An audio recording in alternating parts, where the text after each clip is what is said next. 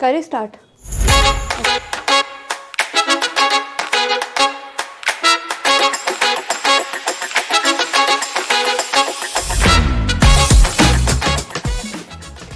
Hello नमस्कार, हिंदी नामा के नए कार्यक्रम अतरंगी रे में आप सभी का स्वागत है।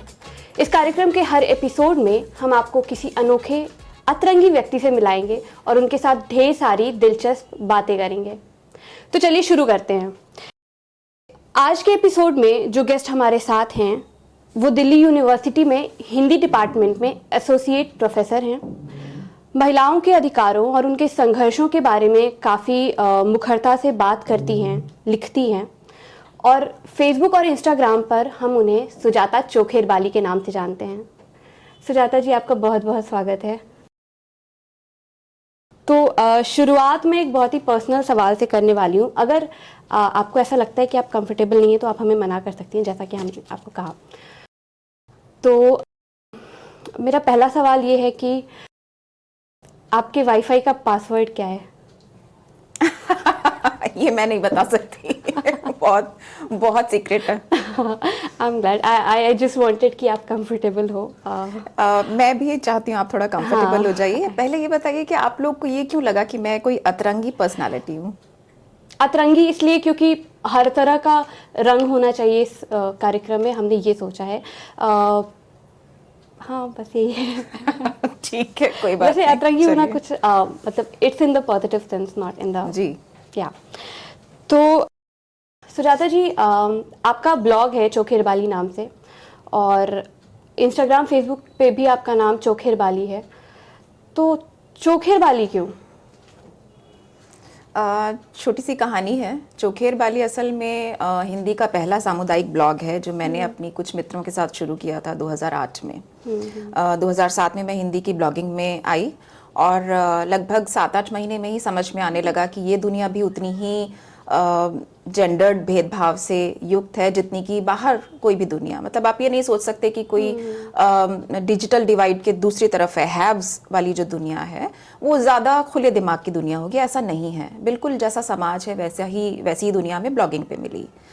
तो उतना ही भेदभाव, उतना ही स्त्री द्वेष, मिसोजिनी सब वहाँ पर थी और लगा कि इस स्पेस को क्लेम करने के लिए हम लोगों को एक साथ एकजुट होना पड़ेगा। तो एक मंच निर्मित किया जहाँ हम लोग रोज़मर्रा के अनुभवों से, आप बीती से, किसी फिल्म की समीक्षा से या किसी भी ज़रिए से अपनी बात कहते थे जो थियोरी जहाँ से इमर्ज करती थी फेमिनिज्म की। तो ये सामुदायिक ब्लॉग था चोखेरबाली और इसी नाम से मैंने ईमेल भी बनाया, इसी नाम से ब्लॉग बनाया। फेसबुक पर और इंस्टा पर ये क्यों है उसकी छोटी सी एक कहानी है जो मैं कह रही थी। वो है मैं अपना नाम लिखा करती थी सू और जाता। फिर फेसबुक ने रिस्ट्रिक्शन लगाया कि जब तक सरनेम नहीं बताएंगी हम आपको वेरीफाई नहीं करेंगे। मतलब ये एक असली नहीं माना जाएगा ब्लॉग। तो समझ नहीं आया कि क्या लगाऊं, तो चोखेरबाली लिखा, उन्होंने एक्सेप्ट कर लिया। ओके, तो वहाँ से चोखेरबाली मेरे नाम के साथ ही जुड़ गया। ठीक है, फेयर इनफ। ये एक सवाल जो मेरे एक्सपीरियंस से आया है कि अक्सर जब लोग विमेन राइट्स की बात करते हैं तो जो सोसाइटी से रिएक्शन आता है वो काफ़ी अलग तरह का रिएक्शन होता है। एक रिएक्शन जो शायद दूसरे किसी वर्ग के राइट्स के बारे में या कोई और सोशल पॉलिटिकल इशू के बारे में जब हम बात करते हैं तो वो रिएक्शन नहीं आता, ये एक अलग तरह का रिएक्शन है। आई एम श्योर आपने फील किया होगा। तो आपको क्या लगता है इस रिएक्शन की वजह क्या होती है? मतलब वो एक है ना कुछ खिल्ली उड़ाने जैसा या जो बहुत ज़्यादा एक्सेप्टेबल नहीं है, ऐसा फील होता है कि वो आपको काउंटर कर रहे हैं। आई एम श्योर सारे क्लासेस को काउंटर करते हैं, बट वो एक पर्टिकुलर टाइप का रिएक्शन है जिसको शायद मैं वर्ड नहीं दे पा रही हूँ, बट वो क्यों आता है? आपको क्या लगता है? देखो, क्यों आता है, सबसे साफ वजह तो यही है कि समाज पितृसत्तात्मक है। तो आप स्त्री अधिकारों की बात करेंगे, स्त्री अस्मिता की बात करेंगे तो कई तरह की चीज़ें हैं जो बैकलैश की तरह आती हैं। जैसे मैं अपना अनुभव बताती हूँ, जिसको आप बिल्कुल, यही मेरा शब्द नहीं बता पा यही रहे मेरा हैं, अगला सवाल था कि एक रिएक्शन आता है कि हम ध्यान ही नहीं देंगे, इग्नोर करेंगे, पूरी तरह से उपेक्षा करेंगे। जब चोखेर बाली बनाया तो यही इसी तरह के 2-3 रिएक्शंस थे मुख्य तौर पे, कि कुछ लोग था, एक ग्रुप जिसने ध्यान ही नहीं दिया कि क्या है, कुछ भी कर रही हैं। एक खिल्ली उड़ाने वाला कि ये पता नहीं क्या, फिर औरतें मिलकर शुरू हो गई, कुछ कुछ पता नहीं क्या क्या करने लगी हैं। कुछ लोग आलोचना करते हैं सीधा सीधा, और कुछ भयभीत रहते हैं। तो ये सारे अनुभव लंबे समय से मेरे साथ हैं, क्योंकि जब से मैंने मुखर होके ये अधिकारों की, स्त्री अधिकारों की बात करना शुरू किया है, तब से ये तमाम तरह के अनुभव मुझे मिल रहे हैं। अब तो ट्रोलिंग बहुत साफ तौर पर दिखाई देती है। ब्लॉगिंग के ज़माने से मैं ट्रोलिंग देख रही हूँ। ऐसे ऐसे कमेंट्स आया करते थे पोस्ट लिखने पर कि वाकई पहले तो दिमाग ख़राब होता था, अब आदत पड़ती जा रही है। अब मालूम है कि आप ये लिखोगे तो ये रिएक्शंस आने ही आने हैं। तो स्त्री विमर्श जितना विकसित हो गया, जितना इवॉल्व हुआ है, उतना समाज में जो प्रतिक्रियाएं हैं उनमें बदलाव नहीं हुआ है। वो वैसी ही प्रतिक्रियाएं हैं, वहीं घूम रही हैं, मतलब उनका लेवल वहीं पर है। आज भी वही सवाल पूछे जाते हैं जो आज से 15 साल पहले पूछे जाते थे, जो आज से 100 साल पहले पूछे जाते थे, जो आज से 150 साल पहले पूछे जाते थे। मतलब वही सारे डर जो पंडिता रमाबाई जिस समय काम कर रही थी, या सावित्रीबाई फुले जिस समय काम कर रही थी, तब समाज जिस तरह से सशंकित था स्त्रियों के उत्थान को देखकर, आज भी बिल्कुल वैसे ही डर है। तो आप कमेंट्स के बारे में बात कर रही थी, क्या ऐसा कोई कमेंट है जो काफ़ी फनी रहा हो, आपने या उनको ऐसा कुछ रिप्लाई किया हो जो आपको याद रह गया हो? बहुत सारे हैं, आते हैं, लिखते हैं, भूल जाते हैं, बहुत बहुत सारे हैं, मतलब याद इस समय कुछ नहीं आ रहा है। कुछ तो होगा, लेकिन शायद मैंने कुछ स्टेटस लिखा था स्त्रियों की मुक्ति के बारे में ही, या किस तरह से उन पर नियंत्रण किया जाता है। तो किसी ने कमेंट में लिखा कि आप कुरान की बात कर रही हैं ना। मैंने कहा नहीं, मैं मनुस्मृति के अध्याय 9 की बात कर रही हूँ। ओके। तो चूंकि हम सोशल मीडिया के बारे में बात कर रहे हैं, तो एक जनरल शिकायत देखने को मिलती है कि सोशल मीडिया के आ जाने से हर व्यक्ति लेखक हो गया है। तो इस बारे में आपकी राय क्या है? क्या ये बहुत, मतलब मेरे हिसाब से ये काफ़ी डेमोक्रेटिक आइडिया है कि हर व्यक्ति के पास एक मौका है कि वो जो सोच रहा है वो इसको बता सकता है, तो फिर इससे लोगों को परेशानी क्यों है? परेशानी तब शुरू होती है जब आपको लगता है कि आपके पास कोई सत्ता है और वो सत्ता दरक जाएगी, इसलिए समस्या आ जाती है। वरना तो जो कुछ लिखा जाता है, जिस भी प्लेटफॉर्म पे लिखा जाता है, उसके पास, हर व्यक्ति के पास अपना एक फॉलोअर्स का एक समूह रहता है, सबके पास अपना पाठक होता है। जितना कुछ भी लिखा जाता है, सबके लिए इस दुनिया में ऑडियंस उपलब्ध है, तो ऐसी कोई दिक्कत नहीं है। बाकी एक छटनी की प्रक्रिया होती है जो इतिहास करता है, इसलिए आपको बहुत चिंतित नहीं होना चाहिए कि आप मिट जाएंगे या पता नहीं कौन रह जाएगा। इतिहास अपने आप ये छटनी करता है, और अगर आपका लिखा हुआ समाज के काम का है, अगर आपका लिखा हुआ उपयोगी है, अगर आपके लिखे हुए से कुछ समाज में परिवर्तन हुआ है, या उसमें ऐसी गुणवत्ता है कि वो जीवित रहेगा, तो इतिहास अपने आप उसको वहाँ लेके जाएगा। बहुत चिंता करने की ज़रूरत नहीं होती है। मेरा अगला सवाल, अभी कुछ टाइम पहले मुझे एक हिंदी साहित्य के बहुत ही शीर्षस्थ लेखक से मिलने का मौका मिला। तो बातों बातों में उन्होंने एक कमेंट किया जो कि कुछ इस तरह का था कि आजकल जो महिला लेखिकाएं आ रही हैं, जो अपने सेक्सुअलिटी के बारे में लिख के ऐसा सोचती हैं कि उन्होंने लिटरेचर में कोई बहुत रिवॉल्यूशन कर दिया है, और उनकी वजह से साहित्य का स्तर गिर रहा है। तो एक तो इसमें ये एक पर्टिकुलर जेंडर और एक पर्टिकुलर टॉपिक, उसको काफ़ी कोट करके कही गई ये बात है। तो इस कमेंट के बारे में आपकी राय क्या है, और इस कमेंट की वजह क्या हो सकती है? ये बिल्कुल वैसी ही बात लग रही है जैसे कि आप दलित विमर्श के बारे में सुनते हो। जो बहुत सारे सवर्ण मानसिकता के लोग हैं, वो कहते हैं कि आपने जातिवाद बढ़ाया है। ये बिल्कुल वैसी बात है। आप समस्याएं उठा रहे हैं, सामने रख रहे हैं, और आप कह रहे हैं कि यू आर द प्रॉब्लम। ये बिल्कुल वही रवैया है। तो असल में हमने अपने आप को जज की कुर्सी पर रखा क्यों है? जो ये सवाल उठा रहे हैं उनसे भी ये सवाल उठता है कि आप अपने आप को जज की कुर्सी पे रख के क्यों देखते हैं सारी चीजें, क्यों आप मानक तय करते हैं, आप कौन हैं वो मानक तय करने वाले। तो ये भी एक सवाल है जो उनसे बनता है।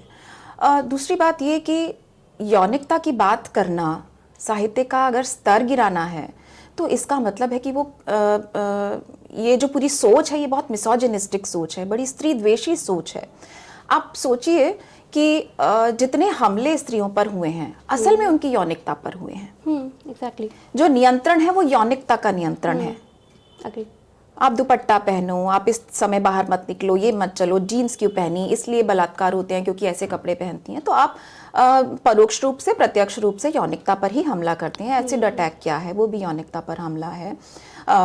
या जितने भी बलात्कार जैसे या यौन हिंसाएं हैं वो तमाम चीज़ें यौनिकता पर ही तो हमला है।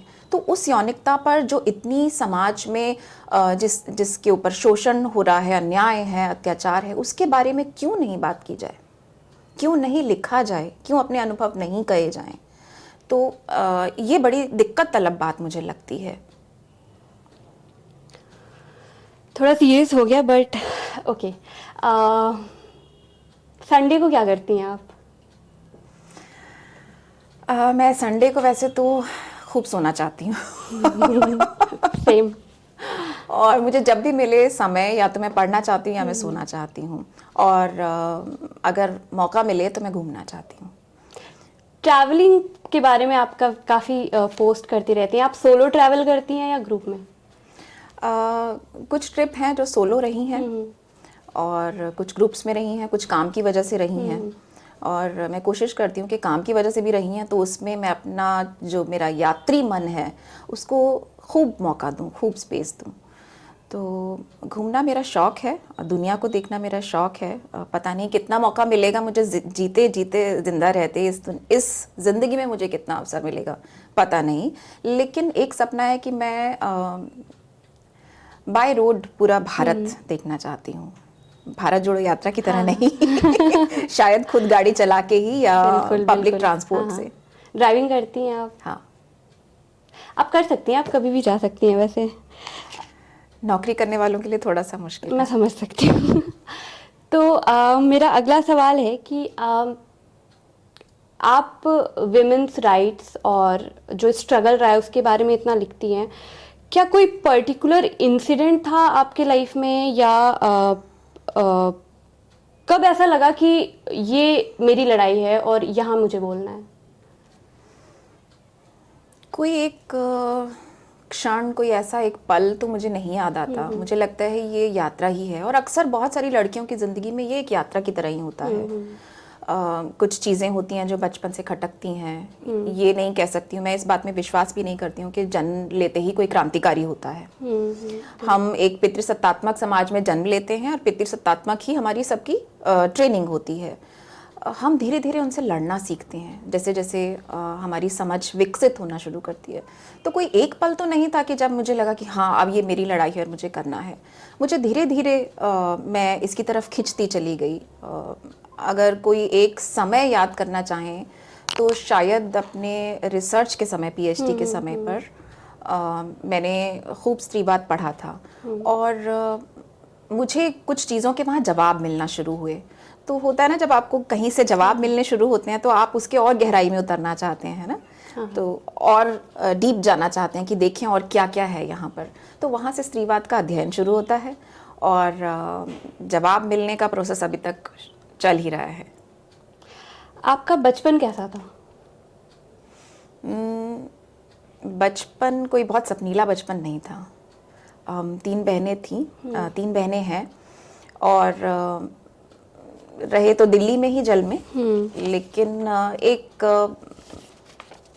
कह सकते हैं कि एक पितृसत्तात्मक माहौल तो मिला ही, जिसमें पापा बहुत स्ट्रिक्ट थे हमारे। और वो कहा करते थे कि लड़कियां घर में हैं या नहीं है पता नहीं चलना चाहिए। हंसना नहीं चाहिए उनको, ज़ोर ज़ोर से बोलना नहीं चाहिए। लेकिन हम तीनों खूब हंसा करते थे, खूब बोला करते थे और खूब चिल्लाया करते थे। तो ये लड़कियों को इनविजिबल रहना चाहिए, वो दिखे ना जहाँ है, वो सुनाई ना दें जहाँ पर है। ये वाली चीज़ें बचपन की ट्रेनिंग के साथ मिली थी, लेकिन इसके बावजूद बचपन बहुत बेलौस था, आज की तरह नहीं। खूब भटकती थी, खूब इधर उधर जाती थी और खूब खेलती थी। रात के 8-8 बज जाते थे, मम्मी बुलाती थी, नहीं आ पाती थी घर।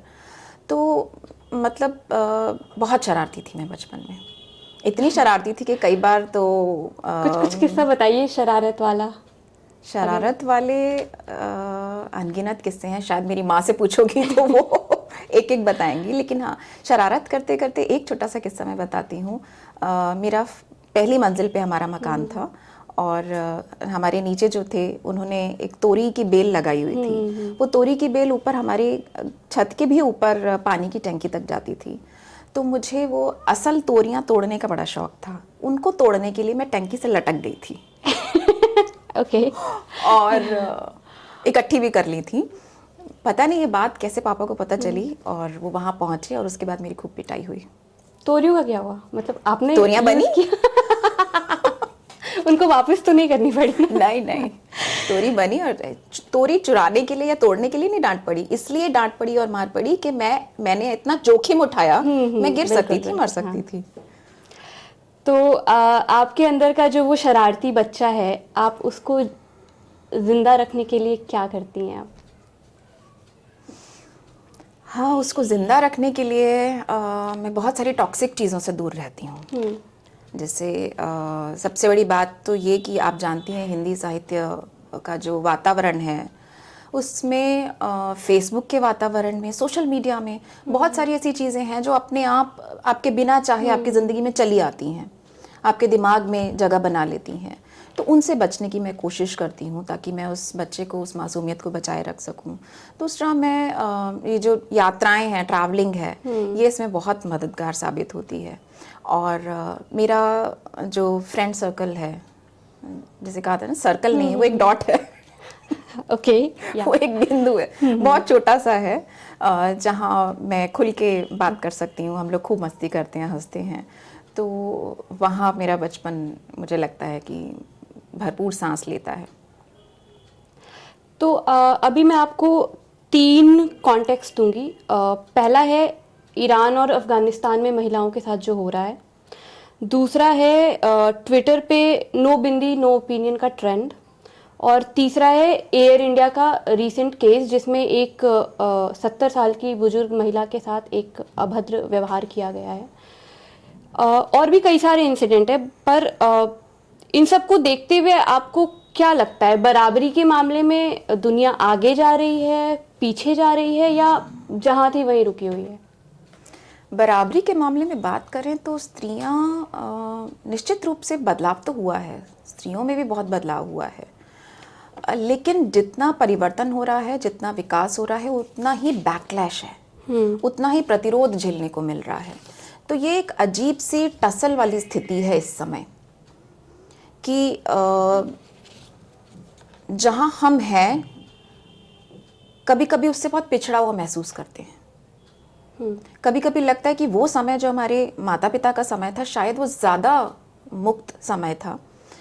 आज हमारी लड़ाइयाँ बदल गई हैं, स्त्रियां मुक्त हो गई हैं या हमने अचीव कर लिया है बहुत कुछ, ये नहीं, लेकिन हमारी लड़ाइयाँ बदल गई।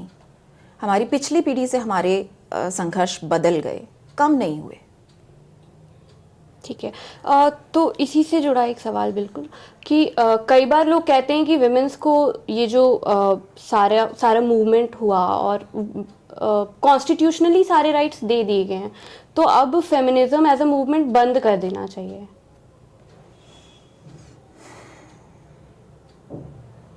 आपको लगता है? मैं आई कैन अग्री कि नहीं बंद करना चाहिए, बिल्कुल नहीं बंद करना चाहिए, पर आपकी राय क्या है इसमें? मतलब मैं कभी भी उन लोगों को एक सॉलिड जवाब जिससे उनका उसके बाद कोई सवाल ना आए, वो जवाब नहीं दे पाती। तो अगर आपको वो जवाब देना हो तो आप क्या देंगे? जब तक पितृसत्ता है तब तक स्त्रीवाद रहेगा एक आंदोलन के रूप में। लेकिन जब बराबरी अचीव हो जाएगी, जब हो जाएगी, अभी तो फिलहाल 100 साल जेंडर बराबरी नहीं आने वाली है। और ये मैं नहीं कह रही हूँ, ये इंटरनेशनल विमेंस डे की जो वेबसाइट है, ऑफिशियल वेबसाइट है, उस पर ये लिखा हुआ है कि तमाम हमारे कार्यक्रमों के बावजूद, तमाम आंकड़े देखने के बावजूद ये साफ सामने आ रहा है कि अभी 100 साल जेंडर बराबरी नहीं आने वाली है। लेकिन हम काम करना तो बंद नहीं करेंगे, लगातार हम काम करते रहेंगे, संघर्ष करते रहेंगे। इसलिए एक तो स्त्रीवादी आंदोलन बंद नहीं किए जा सकते। दूसरा ये कि स्त्रीवादी आंदोलन इस समय दिख कहाँ रहे हैं।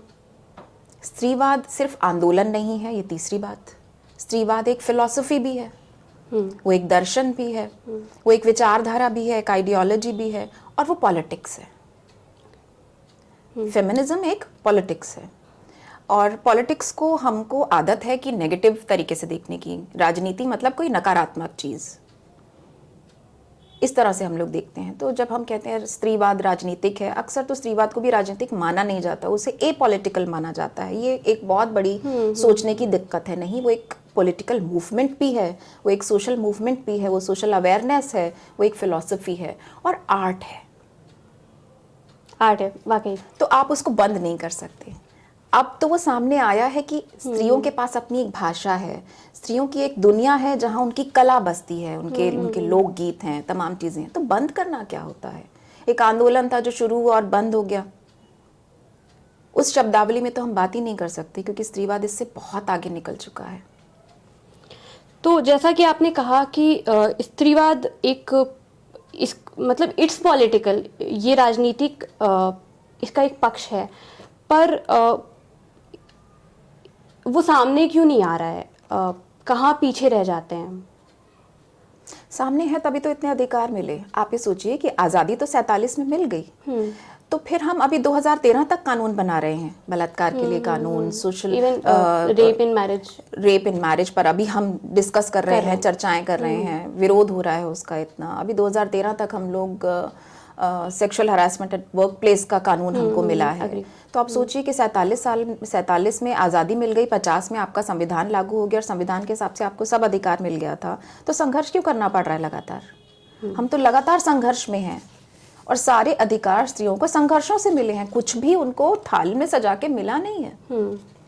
हर हक के लिए उन्होंने संघर्ष किया, और वो अभी तक चल रहे हैं। फिल्में देखती हैं आप? हाँ। लास्ट फिल्म कौन सी देखी थी? अभी देखी, कला। अरे वाह। तो कला तो खैर बहुत ही इस बात पर काफ़ी मुखर फिल्म थी, लेकिन कोई ऐसी फिल्म जिसको देख के आपको लगा हो कि यार इसका लीड कैरेक्टर अगर महिला होती, या इस फिल्म को अगर किसी महिला चरित्र के को ध्यान में रख के लिखा गया होता तो ज़्यादा मज़ा आया होता? पता नहीं, ऐसे तो मुझे लगता है तमाम फिल्में हैं, और बल्कि आपको सोचना चाहिए ये कि जो फिल्में महिलाओं को केंद्र में रख के लिखी जा रही हैं, यानी कि हमको ये बात करनी चाहिए कि जब गेज बदल रहा है, मेल गेज से फिल्में जब फीमेल गेज पे जा रही हैं, तो वो कितनी खूबसूरत फिल्में निकल कर आ रही हैं। जैसे द ग्रेट इंडियन किचन, कमाल की फिल्म है, सुंदर। हाँ। पूरा फोकस बदल दिया है, पूरा गेज बदल दिया है फिल्म में, और मतलब वो इतनी कमाल की फिल्म है कि आप सोचिए कि मुझ जैसा व्यक्ति शुरू में कुछ पल के लिए इरिटेट होता है कि ये क्या हो रहा है, बार बार ऐसा लगता है कि आपकी आंख में क्लिप लगा के आपको खोल के बार बार दिखाया जा रहा है, देखो किचन में क्या क्या होता है। हम खुद जो रसोइयों में इतना वक्त गुजारते हैं, शायद हम खुद उस परेशानी को कई बार महसूस नहीं करते कि कैसे पूरी एक जिंदगी खप रही है रसोई के अंदर।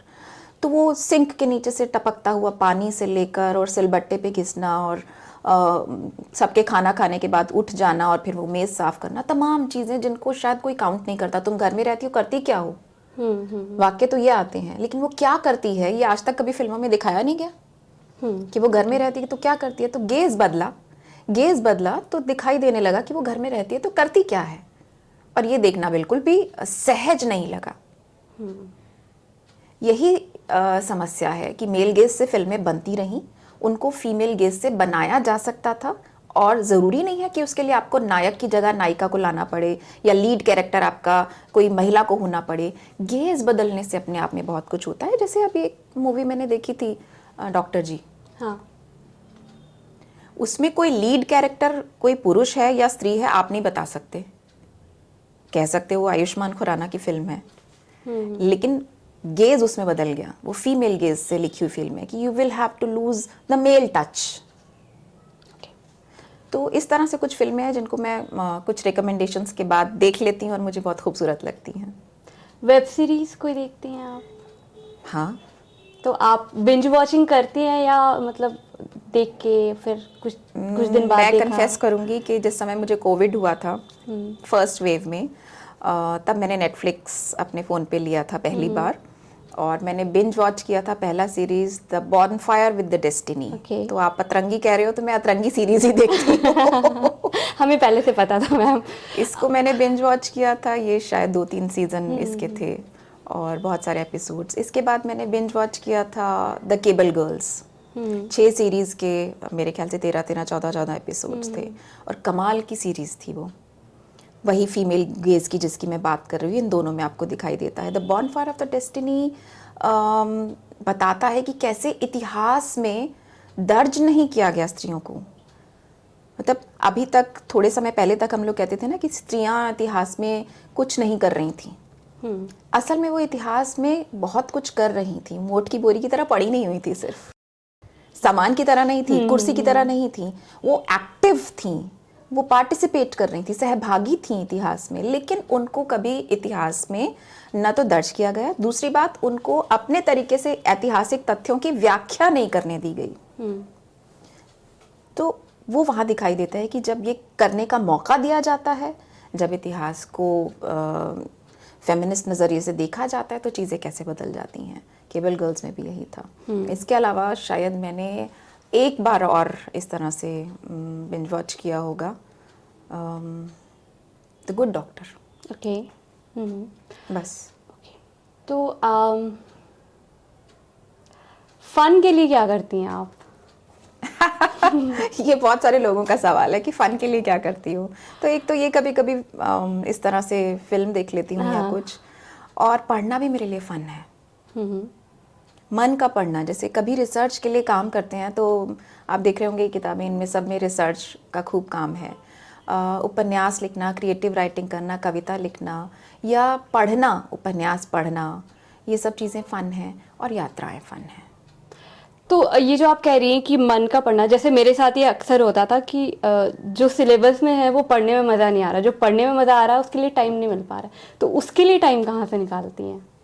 किसके लिए? मतलब जो एक्चुअली आपको पढ़ने में फ़न लगता है। आप प्रोफेसर हैं, उसके अलावा आप किताबें लिखती हैं, कई सारे इवेंट्स करती हैं, तो इन सब के बीच में वो एक हो सकता है कोई जॉनर हो, किसी खास तरह की किताबें हो, कोई जॉनर का नॉवेल हो, उसके लिए टाइम कहाँ से निकालती हैं आप? अपने आप निकलता है, अपने आप उसके लिए समय निकलता है। किसी दिन लगता है कि बस बहुत हो गया, तो सब साइड में फेंक कर और मैं वो काम करना चाहती हूँ जिसमें मेरा मन लगता है।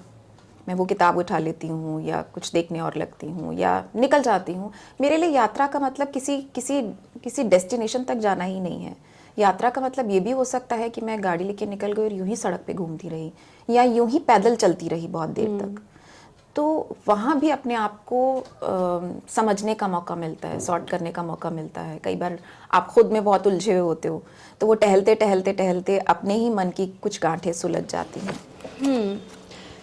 तो जैसा कि आप बता रही थी कि हमने बात की ऐसा रिएक्शन आता है लोगों से, और बहुत सफ़र आसान तो नहीं है, लेकिन कभी तो ऐसा लगता होगा ना कि दुनिया काफ़ी नेगेटिव हो रही है, बहुत ही ज़्यादा अब कोप अप नहीं हो रहा है। उस सिनेरियो में क्या करती हैं आप? हाँ, ऐसे फेजेस आते हैं बीच में, लेकिन मुझे ये स्वीकार करना चाहिए कि वो बहुत छोटे होते हैं, बहुत छोटे होते हैं। शायद मेरा स्वभाव शुरू से ऐसा रहा है कि मुझे हार मानने से डर लगता है। मैं महसूस करती हूँ, कई बार ऐसा महसूस करती हूँ कि बहुत थकान हो गई, बहुत निराश हो जाती हूँ, रोती भी हूँ, लेकिन उसके बाद मैं खड़ी हो जाती हूँ।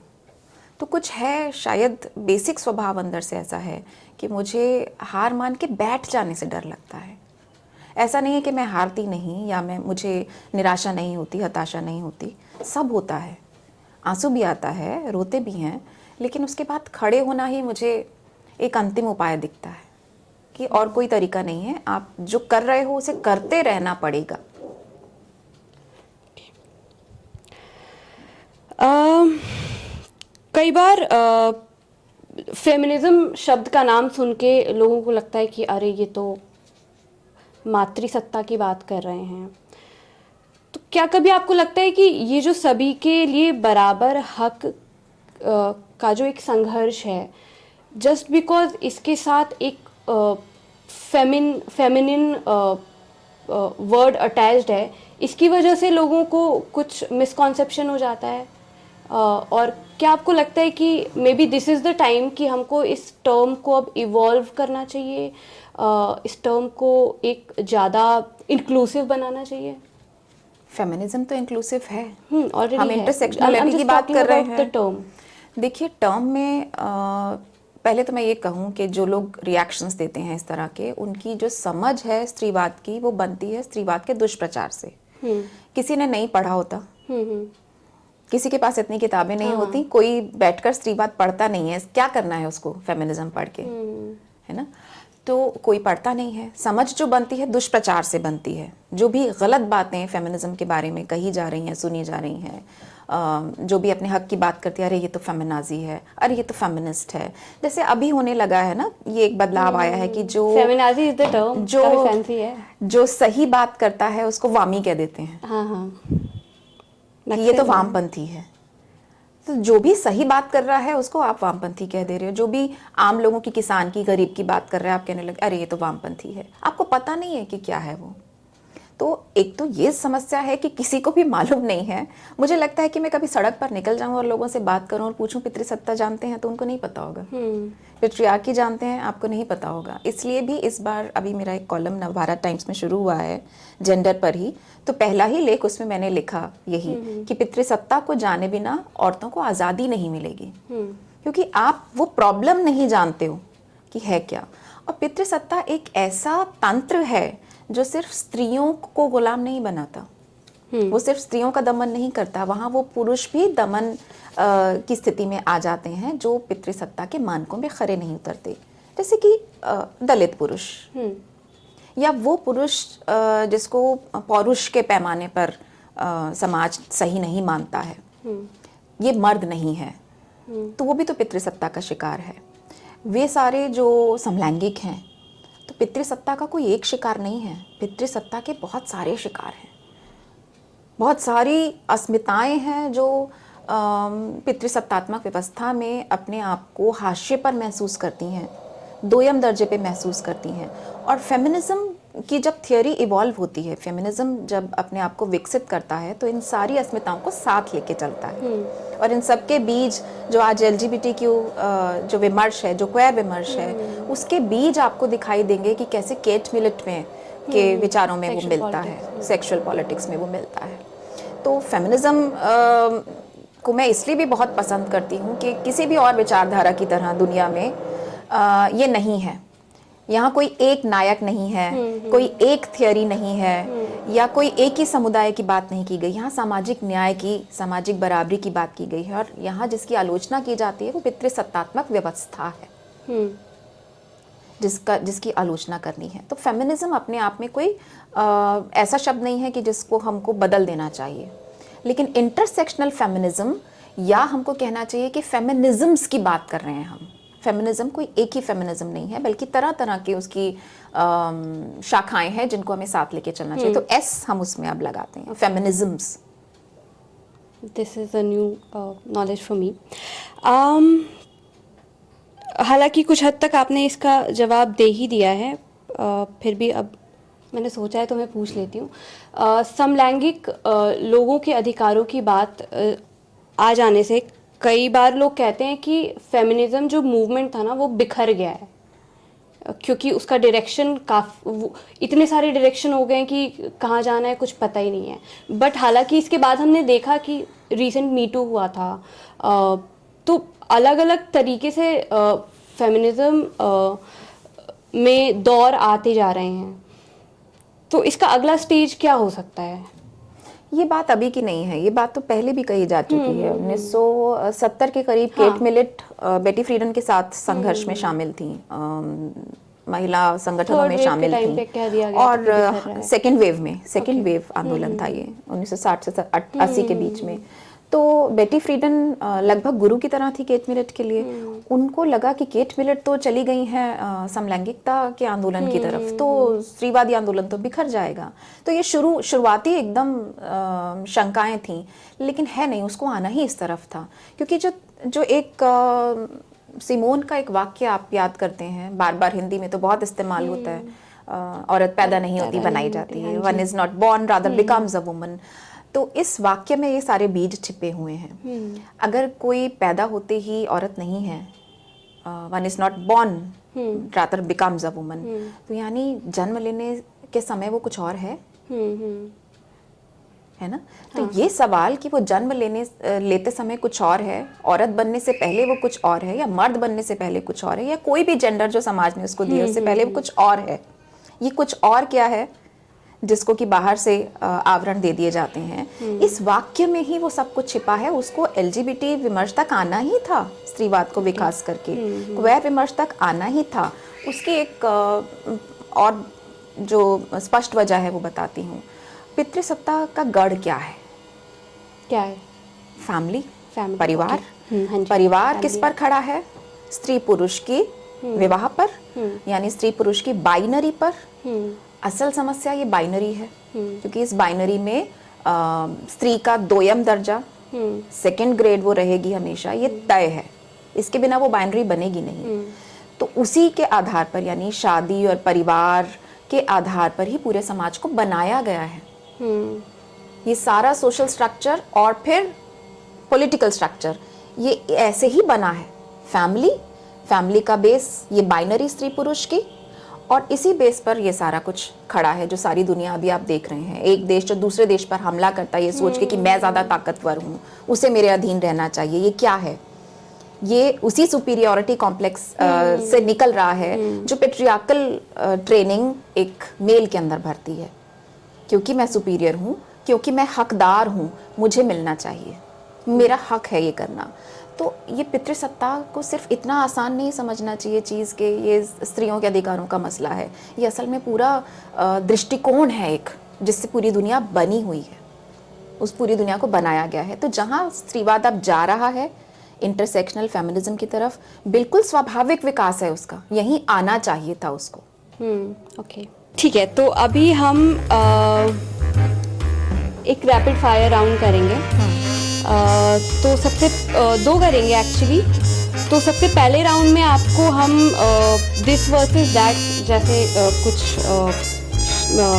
ऑप्शंस देंगे और आपको उसमें से चुनना है आपको आपके लिए कौन सा है। मुझे फंसाने की कोशिश कर रही है।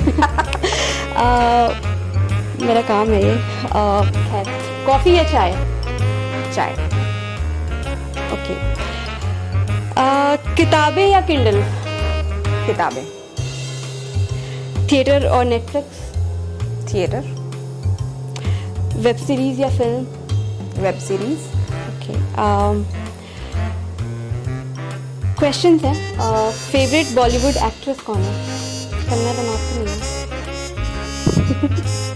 फेवरेट जैसा बॉलीवुड में कोई है नहीं। ओके। कोई तो होगा जिसकी फिल्म देखने के आपको फिल्म में अच्छा लग जाता है बस। काफी फेवरेट थी आपको? ओके। फेवरेट जैसा कोई भी नहीं है। ओके। Favourite politician?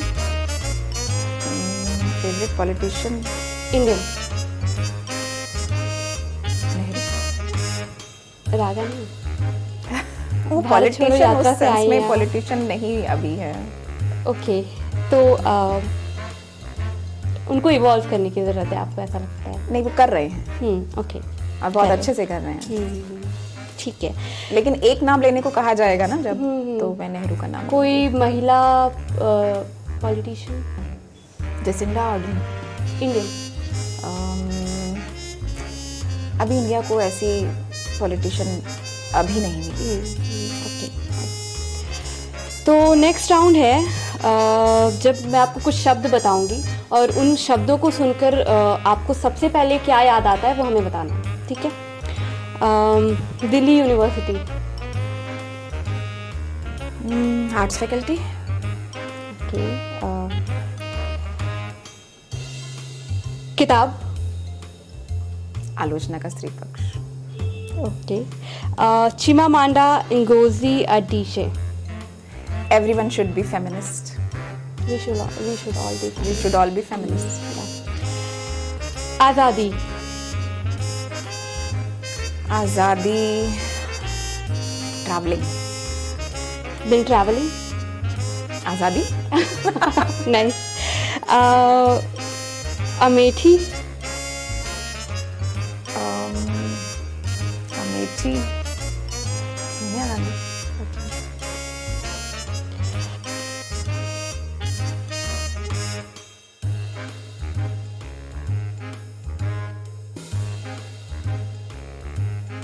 तो एक आखिरी सवाल, कॉलेज के टाइम, कॉलेज का जो आपका एक्सपीरियंस था वो कैसा था? कैसी थी आप कॉलेज में? कॉलेज में मैं बहुत बेबाक थी. जैसी आज हूँ शायद वही कॉलेज में थी. मूल तत्व मेरा वही था जो मैं कॉलेज में थी. उसके बाद बीच में एक फेज आता है जिसमें मैं थोड़ा सा डाउन हो जाती हूँ. लेकिन हाँ, कॉलेज में मैं बहुत बेबाक थी. हर चीज़ में मुझे पार्टिसिपेट करना था. हर चीज़ में मुझे जाकर अब बताना था कि ये मैं टैलेंटेड हूँ, मेरे अंदर ये टैलेंट है, मेरे अंदर ये खूबी है. अपने डीयू से ही कॉलेज? डीयू से ही. हाँ, डीयू वैसे काफ़ी. और मेरा कॉलेज बहुत शानदार था, जिल सेंट मेरी कॉलेज. तो उसने मुझे बहुत आज़ाद भी किया कई मानों में, और उसने मुझे बहुत स्पेस दिया उस कॉलेज ने, और मैं बहुत कुछ सीख पाई वहाँ रहते हुए. बहुत कुछ सीख पाई. टिप्स किया आपने पेरेंट्स को बिना बताए? ट्रिप्स छोटे छोटे झूठ बोले हैं. बिना झूठ बोले लड़कियों की जिंदगी चल नहीं सकती. अगर वो सारी बातें सच सच बताने लगेंगी तो कल उन्हें घर बिठा दिया जाएगा. तो छोटे मोटे झूठ बोले कॉलेज में बहुत ज़रूरी होते हैं. लेकिन वो सारे झूठ मैंने बहुत मज़ेदार वजहों से बोले. जैसे मुझे किसी कॉलेज फेस्ट में जाना था, और मैंने आपको कहा ना, सब चीज़ों में पार्टिसिपेट करना मुझे अच्छा लगता था. तो कहीं क्रिएटिव राइटिंग है और मुझे वहाँ जाना है. अगर मैंने पापा को बताया तो वो मना करेंगे कि नहीं, तुम अपना कॉलेज छोड़कर कहीं नहीं जाओगी, या मैं तुम्हारे साथ चलूँगा. क्योंकि मैं ये गलती कर चुकी थी एक बार. मैंने कहा मुझे वेंकटेश्वर कॉलेज में एक इवेंट में जाना है, तो मैं चलूँगा. तो वो मेरे साथ आए, और वो मुझे इतना एम्बैरेसिंग लगा कि मुझे समझ आ गया कि आगे से मुझे ये बताना नहीं है. तो मैं जो यूनिवर्सिटी में धक्के खाया करती थी, इधर उधर कॉलेज जाया करती थी, मैं नहीं बताती थी. ओके. तो हम एंड की तरफ आ गए हैं. आपसे बात करके मुझे काफ़ी अच्छा लगा, और काफ़ी नॉलेजेबल बातें बताई आपने. और हमने आपका एक ऐसा साइड देखा जो शायद बाहर नहीं जाता है, क्योंकि आपको लोग एक लेखिका और एक प्रोफेसर के तौर पे जानते हैं. But thank you for conveying all those things. एक छोटा सा लास्ट पार्ट है. हमारे पास एक डायरी है, उसमें आपको हमें फीडबैक देना है, ताकि अंकुश जी मेरे को दूसरे एपिसोड में भी रखें. तो वो फीडबैक आप हमें दे दीजिए, और हम वहाँ पे एक सारे क्रू के साथ एक फ़ोटो लगाएंगे और उसको एज अ मेमोरी अपने पास रखेंगे. ठीक है. तो ये फीडबैक बोलना है इस पे या नहीं, आपको सिर्फ लिख देना है. ठीक है. मतलब ऐसे सार्वजनिक. अच्छा.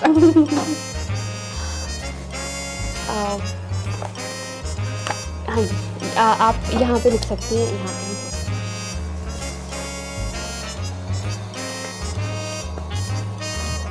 कृति ना? कृति. आप पूरी टीम के बारे में भी लिख सकते हैं. यहाँ पे मैम, यहाँ पे प्लीज़, यहाँ फोटो लगाएंगे.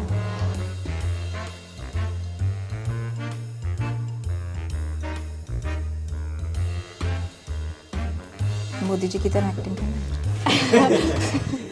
मैम, एक सवाल रह गया, आप आम कैसे खाती हैं? ये हिंदी नामा का कैलेंडर है. परिचय भाषा ने इसे डिज़ाइन किया है. तो ये आपके लिए हमारी तरफ से एक छोटा सा गिफ्ट. बहुत शुक्रिया. और एक बार हमारे ऑडियंस से रिक्वेस्ट कर दीजिए इस वीडियो को लाइक एंड शेयर करने के लिए, और हिंदी नामा को यूट्यूब पे सब्सक्राइब करने के लिए. मैं रिक्वेस्ट करूँ? Please, that would be great. आप लोगों के साथ आज के साक्षात्कार में मुझे बहुत अच्छा लगा, और देखने वाले सभी लोगों से अनुरोध है कि वो हिंदी नामा के चैनल को लाइक करें, शेयर करें, सब्सक्राइब करें. तो जैसा सुजाता जी ने कह भी दिया है, इस वीडियो को फटाफट लाइक करिए, शेयर करिए, अपने सुझाव हमें कमेंट में बताइए, और हिंदी नामा को सब्सक्राइब करिए। आप हमें सोशल मीडिया पर फेसबुक और इंस्टाग्राम पर भी फॉलो कर सकते हैं। ओके।